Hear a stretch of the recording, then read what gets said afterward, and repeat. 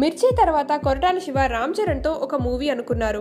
బండ్ల గణేష్ ప్రొడ్యూసర్గా స్టార్ట్ అయిన ఆ మూవీ చరణ్ పూర్తిగా కన్విన్స్ కాకపోవడంతో ఆపేశారు. ఆ తర్వాత కొరటాల శివ శ్రీమంతుడు మూవీ తీసి జనతా గ్యారేజ్తో హ్యాట్రిక్ కొట్టాడు. ప్రస్తుతం మహేష్ బాబుతో భరత్ అనే నేను మూవీ డైరెక్ట్ చేస్తున్న కొరటాలతో రామ్ చరణ్ మూవీ కన్ఫర్మ్ అయింది. కొణిదెల ప్రొడక్షన్ కంపెనీ బ్యానర్ పై రామ్ చరణ్ స్వయంగా ప్రొడ్యూస్ చేయబోతున్న మూవీని గాజీ వంటి మూవీని కో ప్రొడ్యూస్ చేసిన మ్యాట్నీ మూవీ ఎంటర్టైన్మెంట్స్ వారు కో ప్రొడ్యూసర్స్ గా చేస్తారు. ఈ మూవీ 2018 సమ్మర్ లో స్టార్ట్ అవుతుందని కూడా అనౌన్స్ చేశారు. అయితే కొరటాల శివ ఎన్టీఆర్ తో ఇంకో సినిమా చేయాల్సి ఉండడంతో ఆ మూవీ ఆగిపోయిందని, అందుకే కొరటాల శివ చరణ్ తో మూవీ కమిట్ అయ్యాడని రూమర్స్ స్టార్ట్ అయ్యాయి. అయితే ఎన్టీఆర్ క్లోజ్ వర్గాల సమాచారం ప్రకారం కొరటాల శివ భరత్ అనే నేను కంప్లీట్ అయిన వెంటనే ఎన్టీఆర్ తో మూవీ స్టార్ట్ చేస్తాడట. ఆ తర్వాతే చరణ్ తో మూవీ ఉంటుందట.